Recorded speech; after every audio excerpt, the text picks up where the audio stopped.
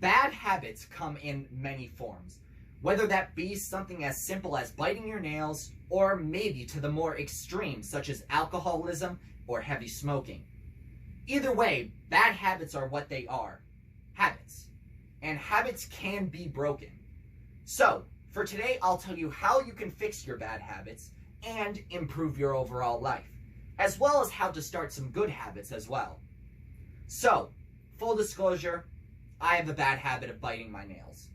This has been with me since I was a child and is carried on throughout my life until now.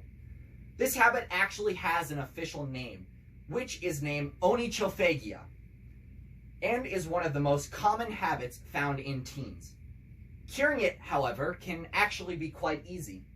As you've probably noticed by now, I'm wearing a pair of gloves, and this is actually one of the ways that you can cure this.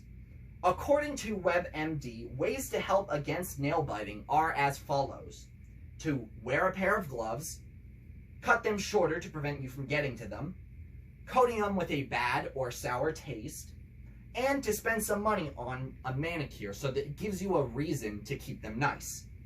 I highly suggest, if you have a nail biting problem, to do something about it to fix it, because nail biting is actually one of the leading causes of sickness since your hands touch everything around you. Another bad habit that I myself are guilty of is skipping breakfast. They say that breakfast is the most important meal of the day, and they are 100% correct. Breakfast is said to jumpstart your metabolism for the day and helps you burn off more calories throughout the days.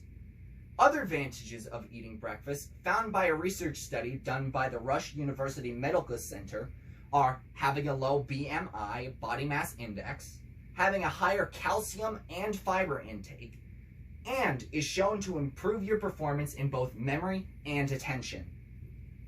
Fixing this problem is a long process, but with one simple task. It all starts with remembering. The university recommends setting a timer every day to remind you to eat, and to start off with something small at first, and gradually building up to a proper breakfast. For example, today for breakfast I had a nice bowl of cereal, specifically Honey Nut Cheerios for those who are wondering. Something else that we are probably all guilty of is procrastination. In fact, a study done by Piers Steel says that almost 95% of people procrastinate in some way or another. The process of this one is hard to break, but it is possible. Step 1 of this plan says that you have to realize that you're procrastinating. Procrastinating, of course, is a habit of many forms, but all of them relate to one thing: putting off an important task that you don't want to do. So if you realize that you're putting something off, you're procrastinating, and that's the first step. The second step is to figure out why you're procrastinating. It could be due to poor organization, having doubts of your own abilities at your task, and, of course, poor decision making. Once you know why and find a way to prevent that from happening, that leads to our final step. The final step is adopting anti-procrastination strategies. You need to commit to your task at hand. Having a set time to do certain tasks is said to help, but it could lead to more procrastination if not done correctly. Asking someone to check up on you to make sure you're doing a task is a great way to start doing it, as well as setting a reward for yourself for when the task is finished. And another more effective method to this is to minimize distractions. Focus just on the task at hand. Bad habits are all said to cause something bad in your life, but some things people actually consider as bad habits aren't really bad habits at all. Double checking is considered to be by some to be a bad habit, but it does have its benefits of self-preservation effects. Although it may be annoying to some, double checking may end up saving yourself from something one day or another. Another bad habit that isn't so bad is drinking in moderation. The key word here is moderation, and excessive drinking is a problem.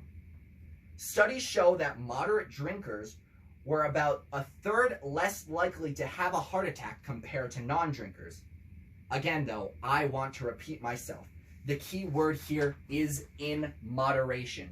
Alcoholism is a real problem, and if suffering from it, seeing a doctor is highly, highly recommended. Why break these bad habits, though?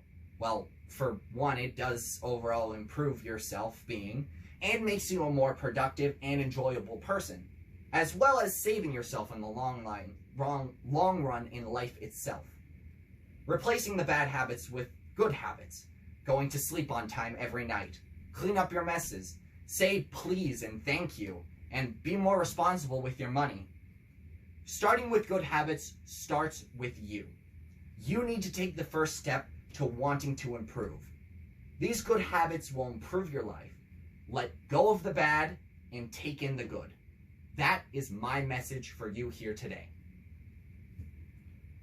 Alright, now it's time for my explanation part of this. So, I did the rhetorical question at the end. Why break these bad habits, though? Of course, you want to break bad habits.